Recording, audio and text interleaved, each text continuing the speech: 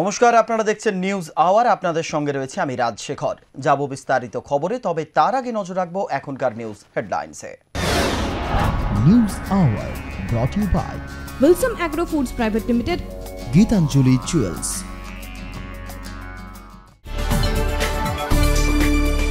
রাজ্যে আসন্ন পঞ্চায়েত ও পুরসভা নির্বাচনে দল ভালো ফল করবে বলে আশা প্রকাশ করলেন শুভেন্দু ও শিশির। বহরমপুরের কাজীপাড়ায় উৎসব প্রাঙ্গণে সাইকেল স্ট্যান্ডে ভাড়া দেওয়াকে কেন্দ্র করে দুই পক্ষের বচসায় উত্তপ্ত এলাকা, আহত 2। আগুনের খেলা দেখাতে গিয়ে ঝলসে গেলেন 5 যুবক, ঘটনাটি ধানবাদের পিরাপুরে।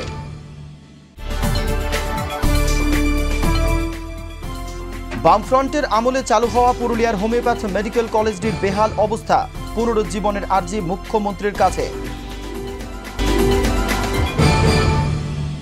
দলে কোনো দুর্নীতিকেই প্রশ্রয় দেওয়া হবে না, প্রয়োজনে দুর্নীতিগ্রস্তদের তাড়িয়ে দেওয়া হবে বলে সাফ জানালেন তৃণমূল নেতা তথা কেন্দ্রীয় মন্ত্রী শিশির অধিকারী। পূর্ব মেদিনীপুরের মেচেদায় এক দলীয় সম্মেলনে যোগ দিতে এসে শিশির বাবুর এই হুঁশিয়ারির পাশাপাশি রাজ্যে আসন্ন পঞ্চায়েত ও পুরসভা নির্বাচনে তৃণমূল ভালো ফল করবে বলে সাফ জানালেন সাংসদ শুভেন্দু অধিকারী। দলে দুর্নীতিগ্রস্ত কোনো নেতা, মন্ত্রী, বিধায়ক কাউকেই রাখা হবে না, প্রয়োজনে তাদের তাড়িয়ে দেওয়া হবে। তৃণমূলের দুর্নীতিগ্রস্তদের বিরুদ্ধে এইভাবেই হুঁশিয়ারি দিলেন কেন্দ্রীয় জনসম্পদ উন্নয়ন প্রতিমন্ত্রী শিশির অধিকারী। পূর্ব মেদিনীপুরের মেচেদায় অনুষ্ঠিত তমলুক হলদিয়া মহকুমা তৃণমূলের পঞ্চায়েতি রাজ সম্মেলনে এসে তিনি এই কথাই জানান। রাজ্যে আসন্ন পঞ্চায়েত নির্বাচন, কোমর বেঁধে অন্যান্য রাজনৈতিক দলের পাশাপাশি ময়দানে নেমে পড়েছে তৃণমূলও। একই সঙ্গে এদিনের সম্মেলনে উপস্থিত থেকে আগামী পঞ্চায়েত নির্বাচন এবং রাজ্যের বেশ কয়েকটি পৌরসভায় তৃণমূল ভালো ফল করবে বলেই সাফ জানালেন সাংসদ শুভেন্দু অধিকারী। সম্মেলনে তৃণমূল কর্মী সমর্থকদের উপস্থিতি ছিল চোখে পড়ার মতোই। সাংবাদিকদের মুখোমুখি হয়ে শুভেন্দুবাবু জানালেন, মানুষের উপর নির্ভর করে চলে, মানুষের সত্য কথা বলা উচিত। আমরা বহু কাজ করছি, সেই কাজগুলো তুলে ধরতে পঞ্চায়েত। পূর্ব মেদিনীপুর জেলায় পঞ্চায়েত নির্বাচনে দলের কার্যাবলীও এদিন ব্যাখ্যা করা হয়। শিশির শুভেন্দুর পাশাপাশি এদিন উপস্থিত ছিলেন জেলা পরিষদের সভাধিপতি গান্ধী হাজরা ছাড়াও জেলার বহু তৃণমূল নেতৃত্ব। পূর্ব মেদিনীপুর থেকে প্রসূন বন্দ্যোপাধ্যায়ের রিপোর্ট, এক্সপ্রেস নিউজ। অনুষ্ঠান দেখতে এসে সাইকেল স্ট্যান্ডের ভাড়া দেওয়াকে কেন্দ্র করে দুই পক্ষের হাতাহাতিতে গুরুতরভাবে আহত হলেন দুই ভাই। এই ঘটনায় ব্যাপক উত্তেজনা ছড়িয়ে পড়ে বহরমপুর থানার কাজীপাড়ায়। এই ঘটনায় আহত যুবকদের ভর্তি করা হয়েছে বহরমপুর নিউ জেনারেল হাসপাতালে। উৎসব প্রাঙ্গণে অনুষ্ঠান দেখতে এসে সাইকেল স্ট্যান্ডে ভাড়া দেওয়াকে কেন্দ্র করে দুই পক্ষের বচসা থেকে হাতাহাতিতে উত্তপ্ত হয়ে উঠল বহরমপুরের কাজীপাড়া। এই ঘটনায় রবিবার মধ্যরাত থেকে উত্তেজনা ছড়িয়ে পড়ে এলাকায়। কাজীপাড়ায় বিগত কয়েক বছরের মতো এবারও আয়োজন করা হয়েছে ধর্মীয় একটি উৎসবকে ঘিরে অনুষ্ঠান এবং মেলার।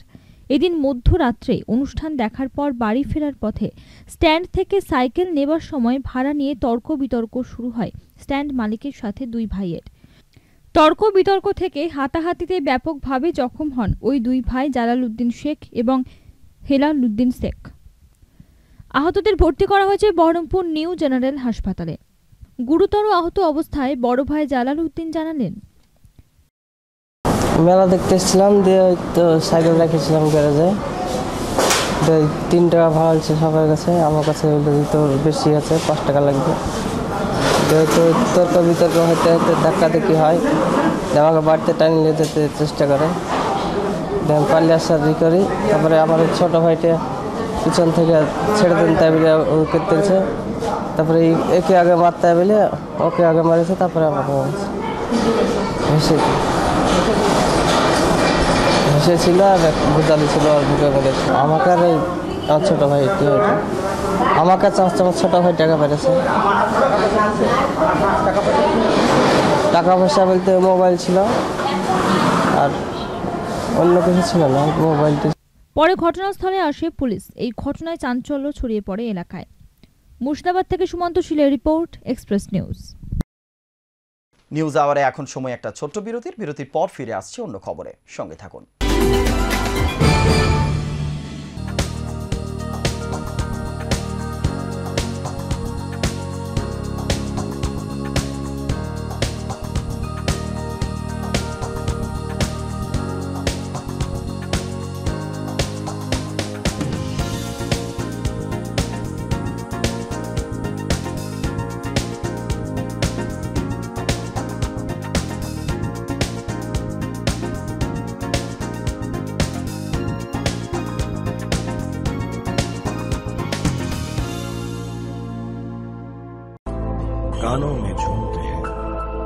गर्दन चूमते हैं, कलाइयों में खनकते हैं, माथे पर दबाते हैं, उंगलियों पे इतराते हैं, कमर पे गल करते हैं।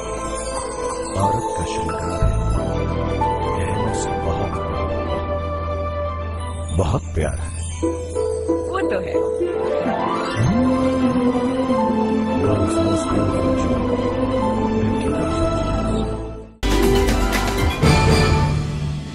বিরতির পর ফিরে এলাম খবরে। আগুন নিয়ে খেলা, জীবন পণ রেখে শুধু কিছু পুরস্কারের লোভে অমানুষিক এই খেলার আয়োজন হয় রামনবমী উপলক্ষে ধানবাদে। হীরাপুর হাটিয়া ব্যবসায়ী সমিতির আখড়ায় আগুনের সঙ্গে খেলতে গিয়ে ঝলসে গেলেন 5 জন। আগুন নিয়ে কে কতটা ভয়ঙ্কর খেলা খেলতে পারে তা প্রমাণ করার তাগিদে জীবন পণ করে চলে আগুনের সঙ্গে লড়াই। ধানবাদের রামনবমী উপলক্ষে হীরাপুর হাটিয়া ব্যবসায়ী সমিতির উদ্যোগে একটি আগুনের খাঁচায় ঢুকে কসরত দেখাতে গিয়ে ঝলসে গেলেন 5 জন। ওই ঘটনায় ব্যাপক চাঞ্চল্য ছড়িয়েছে এলাকায়। ক্ষুব্ধ দর্শকরা উত্তেজিত হয়ে পড়েন। আহত খেলোয়াড়দের তড়িঘড়ি পাঠানো হয় স্থানীয় পিএমসিএস হাসপাতালে।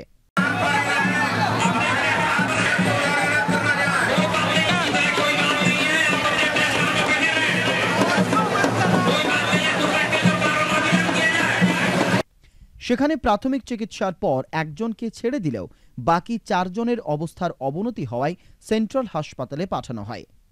রামনবমী উপলক্ষে বিভিন্ন আখড়ার এই আগুন নিয়ে কসরত দেখানোর ওপর জেলা প্রশাসনের পক্ষ থেকে পুরস্কারের ব্যবস্থাও রয়েছে। এই ধরনের প্রাণঘাতী খেলায় উৎসাহ দিতে প্রশাসন কেন উৎসাহ দেবে, এই নিয়ে প্রশ্নও উঠেছে।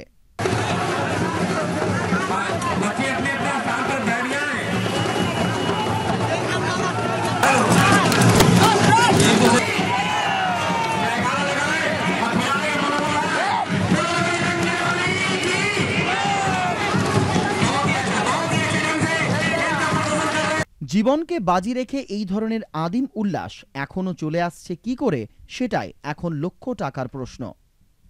রবি চৌরাশিয়ার রিপোর্ট, এক্সপ্রেস নিউজ, ধানবাদ। শুধুমাত্র সরকারি সদিচ্ছার অভাবে বন্ধের মুখে পড়েছে পুরুলিয়ার একমাত্র বেসরকারি হোমিওপ্যাথি মেডিকেল কলেজ ও হাসপাতালটি।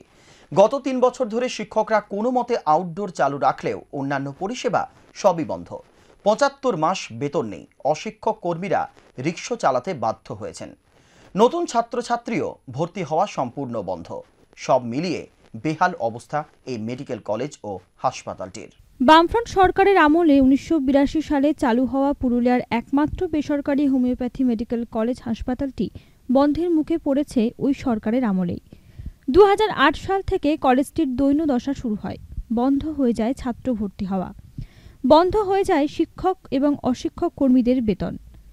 ধুঁকতে থাকা হাসপাতালটির অস্তিত্ব তবু টিকিয়ে রেখেছেন শিক্ষকরা। নিয়ম করে আজও দুবেলা আউটডোর খুলে বসছেন তারা, রোগীও দেখছেন। কিন্তু কলেজটিতে ছাত্র ভর্তি বন্ধ হয়ে যাওয়ায় অর্থ উপার্জনও বন্ধ হয়ে গেছে, বন্ধ হয়ে গেছে মাইনে। 50 শয্যার এই হাসপাতালটিতে এখনও 48 জন কর্মী আছেন। নতুন সরকার আসায় তাদের আর্জি হাসপাতালটি সরকার অধিগ্রহণ করুক। প্রতিদিন আউটডোরে পেশেন্ট হচ্ছে, আউটডোর দুবেলা খোলা আছে। কলেজ যেহেতু বন্ধ, সরকারিভাবে বন্ধ করে দেওয়া হয়েছে, ছাত্র ভর্তি নিষেধাজ্ঞা জারি হয়। নতুন সরকারের কাছে চাইছি যে আদিবাসী অধ্যুষিত এলাকা এই কলেজ এবং হাসপাতালটিকে রাজ্য সরকার অধিগ্রহণ করুক। এই ব্যাপারে নতুন সরকার ক্ষমতায় আসার পূর্বে ইস্তাহারে প্রকাশ হয়েছে যে এই কলেজ এবং হাসপাতালটিকে পুনর্জীবন দান করবেন। অশিক্ষক কর্মীবৃন্দ কেউ রিক্সা চালাচ্ছে, কেউ অর্ধাহারে অনাহারে দিন কাটাচ্ছে, প্রায় 75 মাস ধরে বেতন নেয়। তা সত্ত্বেও আমরা হাসপাতাল সার্ভিসের জনসেবায় আমরা এখনও পর্যন্ত কাজ করে যাচ্ছি। আউটডোর দুবেলায় খোলা আছে। অন্যদিকে অশিক্ষক কর্মীরা পেটের তাগিদে হাসপাতালে দুবেলা হাজিরা দেওয়ার ফাঁকে রিক্সা চালিয়ে সংসার নির্বাহ করছেন। আমি এখানে কাজ করছি প্রায় আজ হয়ে গেল 15 বছর। বেতন পাচ্ছেন? একদম বেতন পাইনি এখন। তো কি করছেন এখন, কি করে দিন? আমি এখন রিক্সা চালাই খাচ্ছি।